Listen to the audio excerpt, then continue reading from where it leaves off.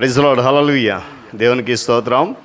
ప్రభు పరిశుద్ధ గణనామానికి మహిమ కలుగును గాక. క్రీస్తునందు ప్రియులారా, దేవుడు తన మహాకృపను బట్టి మరొక నూతన ఉదయకాలం పరిశుద్ధ ఆదివారపు దినాన వేక్కునే రీతిగా ప్రభు పాద సముఖుండే కృపనిచ్చాడు. అందరిని బట్టి ఆయన గణనామానికి మహిమ ఘనత సమస్తం కలుగును గాక. 9వ మాసంలో చివరి పరిశుద్ధ దినం. నిజంగా అద్భుతంగా దేవుడు కనుక నడిపిస్తున్నాడు తన కృప ద్వారా. మరి క్రీస్తునందు ప్రియులైన దైవజనులకు, విశ్వాసులకు, సహోదరి సహోదరులకు ఈ కార్యక్రమాన్ని వీక్షిస్తున్న ఆత్మీయులందరికీ మన ప్రియ ప్రభువును రక్షకుడైన యేసుక్రీస్తు వారి శ్రేష్టమైన నామంలో ఉదయకాలపు శుభములు మరియు వందనాలు తెలియచేస్తున్నాను. మీరంతా బాగున్నారు కదండి? రండి, చాలా సంతోషంగా ఉంది. ప్రేమతో మిమ్మల్ని ఆహ్వానిస్తున్నాను. ఈ దినము కూడా అనుదిన అభివృద్ధి ఉదయకాలపు ధ్యానాలు అటువంటి ఆధ్యాత్మిక కార్యక్రమంలో నాతో పాటు పాలిభాగసులు కండి. వాక్యాన్ని ధ్యానించండి, దైవాశీర్వాదాలు పొందండి. ఉన్నాయి బైబిల్స్ దగ్గరలో తెరచుకోండి. లేని పక్షం చదివే మాట జాగ్రత్తగా విని గ్రహించి వాక్యదానంలో పాలిభాగసులు కండి. నేటి దిన ధ్యాన వాక్యంగా యోహాను సువార్త 18వ అధ్యాయము 4వ వచనాన్ని చదువుతూ ఉన్నాను. వారు నజరేయుడైన యేసునని ఆయనకు ఉత్తరమీయగా, యేసు ఆయనను నేనే అని వారితో చెప్పాను. దేవుడు తన పరిశుద్ధ లేఖన భాగము మన కొరకు దీవించును గాక. తలలోంచి కన్ను మూసుకుందాం. ప్రార్థన. ప్రేమ నమ్మకం కలిగినటువంటి తండ్రి, మీకు వందనాలు. తిరిగి మనకు నూతన ఉదయకాల పరిశుద్ధ దినాన ప్రాముఖ్యంగా 9వ మాసము చివరి పరిశుద్ధ దినములో వేకుని నీ పాద సముఖంలోనికి నడిపించారు. మీకు వందనాలు. ఈ దినమంతా నేను ఎక్కడ దాస్తున్నందుకు, జరగబోతున్న ఆరాధన కొరకు కూడా ప్రార్థన చేస్తూ ప్రాముఖ్యంగా ఈ కార్యక్రమాన్ని అనుదినము నీ ఆత్మ చేత నడిపిస్తున్నందుకు వందనాలు. నీకే స్తుతి కృతజ్ఞతలు చెల్లిస్తూ యేసు నామముని ప్రార్థన అడుగుతున్నాను తండ్రి, ఆమేన్. చాలా సంతోషం ప్రియులారా. నిజంగా దేవుడు అద్భుతంగా 9 మాసాలు మనల్ని నడిపిస్తున్నాడు. ఈ చదవబడిన వచనాన్ని జాగ్రత్తగా పరిశీలన చేద్దామా? ఎందుకంటే ఈ మాట స్వయంగా ప్రభువారే పలికారు. ఆయన అప్పగింపబడుతున్నటువంటి సమయంలో ఏమండి, యోధ తన యొక్క గురువును అమ్మేశాడు. పట్టుకోవడానికి సిద్ధపడి వాళ్ళు వచ్చారు. వాళ్ళు వచ్చి వెతుకుతూ ఉన్నారంట ఎవరు అని.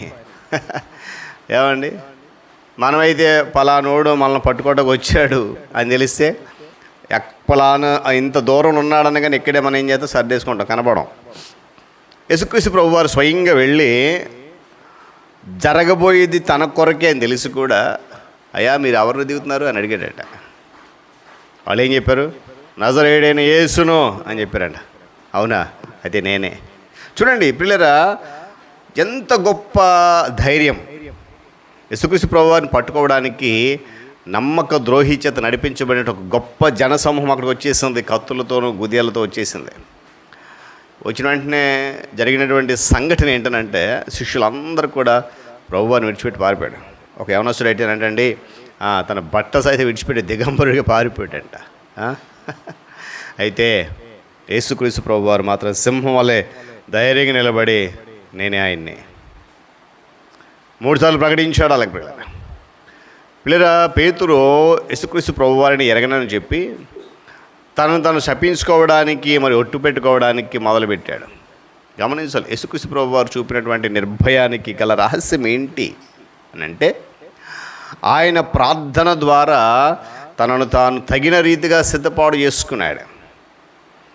ఆయన బలహీనమైన శరీరాన్ని వశపరచుకోవడానికి తన సిద్ధమైనటువంటి ఆత్మను బలపరుచుకున్నాడు. ఈ విషయంలో శిష్యులు విఫలమైపోయారు. వారు ప్రార్థించడానికి బదులుగా గొరకలు వేసి నిద్రపోయారు. ఇప్పుడు ఉదయకాల సమయంలో గమనించండి, సాక్ష్యం ఇవ్వడంలో మన బలహీనతకు మూల కారణం ఏంటంటే గమనించాలి. ఏమండి, మనము దేవుని సన్నిధిలో దూరంగా ఉండటమే దానికి కారణం. వాక్యానికి దూరంగా ఉండటమే దానికి కారణం. అది ఆది సంఘము పిల్లరా ప్రార్థనా సమయాన్ని కాలాన్ని నిర్లక్ష్యం చేయలేదు. దేవుని సన్నిధిని నిర్లక్ష్యం చేయలేదు. దేవుని వాక్యాన్ని నిర్లక్ష్యం చేయలేదు. కనుకనే వారికి ఎదురైన బెదిరింపులకు సహితము వాళ్ళు లొంగిపోలేదు. గమనించాలి. దేవుని స్తోత్రం చెప్పిన గట్టి హల్లెలూయా. పౌలు వంటి సాహసవంతుడైనటువంటి అపోస్తలుడు సహితము ధైర్యం కొరకు దేవుని ప్రజల విజ్ఞాపన వలనను పదే కోరుకున్నాడు. అయ్యా మీరు ప్రార్థన చేయండి, నాకు ధైర్యం కావాలి. సంఘములన్నీ కూడా నా కొరకు ప్రార్థన చేయండి, సంఘంలో నా కొరకు ప్రార్థన చేయండి. దేవుని స్తోత్రం చెప్పండి హల్లెలూయా. ఏమండి, యేసుక్రీస్తు ప్రభువారు ఆయన మీద ఉన్నటువంటి ఆత్మాభిషేకము ఏమండి యేసు యొక్క ధైర్యానికి మరొక రహస్యం. వీళ్ళు గమనించండి, మిషనరీ పని మరియు సువార్త ప్రకటనకు సాతాను సూటి అయినటువంటి ప్రతిఘటనలు. అందుకంటే కదైనా శక్తి చేతను బలము చేతను కాకుండా సైన్యాలు అధిపతి యెహోవా యొక్క ఆత్మచేతను మనము పాతాళ ద్వారములను పగలగొట్టి బందీలను విడుదల చేయగలమని చెప్పి దీని ఒక వాక్యం జ్ఞాపకం చేస్తుంది. పిల్లలు గమనించండి, మన మేధో శక్తి ప్రజ్ఞతోనూ వాగ్దాటి నైపుణ్యముతోనూ విజ్ఞాన సంబంధిత కౌశలంతోనూ సామాజిక స్థాయితోనూ ఆర్థిక బలముతోనూ లేక సంస్థాగత సత్తువతోనూ ఆధ్యాత్మిక పోరాటంలో పోరాడడం అనేది తెలివి తక్కువతనం. ఇవేవి మన వల్ల కాదండి, కేవలము దేవుని ఆత్మ ద్వారా మాత్రమే ఇది జరుగుతుంది. దేవుని స్తోత్రం చెప్పాడు కదా. హల్లెలూయా. విశ్వాస పోరాటానికి నిర్ణయాత్మకంగా పోరాడుతూ సువార్త నిర్భయంగా ప్రకటించాలని చెప్పి యవనస్తుని తిమోతిని ప్రోత్సహిస్తూ అపోస్తలుడైన పౌలు చెప్పిన మాట ఏంటంటే, పొంతు పిలాతు దగ్గర ధైర్యంగా ఒప్పుకొని సాక్ష్యం ఇచ్చినటువంటి క్రీస్తు యేసును అతను గుర్తు చేశాడు. ఉదయకాలం గమనించిన పిల్లలు, మరి ఎంతమంది మనకున్న భయానికి మరణిస్తున్నాం, ఎంతమంది భయానికి మరణించి భయానికి లోబడకుండా భయానికి తొలగకుండా ధైర్యంగా క్రీస్తుకు నిలబడగలుగుతున్న సత్యాన్ని ఈరోజు గమనించాలి. మరణించడానికి యేసుక్రీస్తు ప్రభువారు సంసిద్ధుడై ఉన్నాడు కాబట్టి ఆయనకు భయపడాల్సింది ఏమీ లేదు. ఏమండి, ఆయనకు భయపడాల్సింది ఏమీ లేదు. నా నిమిత్తము తన ప్రాణమును పోగొట్టుకునేవాడు దాన్ని దక్కించుకుంటాడని చెప్పి ప్రమాణం చేశాడు. ఆయన తనను వెంబడించిన వారి నిమిత్తము నెలకొల్పాడు. దేవుని స్తోత్రం చెప్పండి. హల్లెలూయా. ఈ ఉదయకాల సమయంలో ఎవరమైతే క్రీస్తు కొరకు, ఆయన సువార్త కొరకు, వాక్యం కొరకు ధైర్యంగా నిలబడతామో, భయానికి మరణిస్తామో, భయం చూసి పారిపోకుండా ధైర్యంగా నిలబడతామో, దేవుడు అలాంటి వారిని ఆశీర్వదిస్తున్న వాక్యం జ్ఞాపకం చేస్తుంది. పిల్లరా చూడండి, బైబిల్ అనువదించినటువంటి విలియం టెండిల్ అనే ఒక వ్యక్తిని జ్ఞాపకం చేస్తున్నాను. ఆయన తన పదజాలం నుండి భయము అనే పదం తొలగించాడంట. ఎంత గొప్ప సాక్ష్యం అండి. అందువల్ల అతడు సజీవంగా దహనం చేయబడాల్సి వచ్చినప్పుడు కూడా తన ఒప్పుదలలో నిలకడగా ఉన్నాడు. భయము లేదు నాకు. విలియం టెండెల్ అనేటువంటి వ్యక్తి. సాహసించు దానియేలు వలె మనం ఉండాలి. సాహసించి నిలబడడానికి ఒంటరిగా ఉండాలి. ఏమని సాహసించి దృఢ నిశ్చయానికై సాహసించాలి, దానిని తెలుపడానికి గమనించాలి. ఎత్తుపట్టుకో సువార్త పకటాన్ని, పథకాన్ని సంపూర్ణ విజయం కొరకు నువ్వు నిలబడాలి.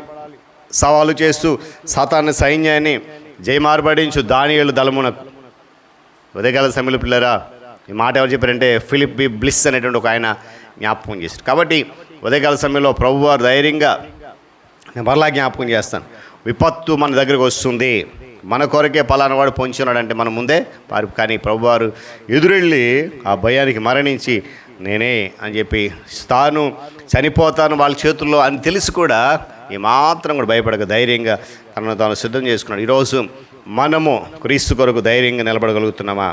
భయాన్ని చూసి పారిపోతున్నాం? ఒక ప్రశ్న మనం వేసుకుందాం. ఆ ప్రశ్నకు జవాబు కొరకు పరిశుద్ధాత్మ చేత నడిపించబడదాం. దేవుడి మాటలు మా కొరకు దీవించును కాక. తలలోంచి కన్ను మూసుకుని ప్రార్థన చేద్దాం.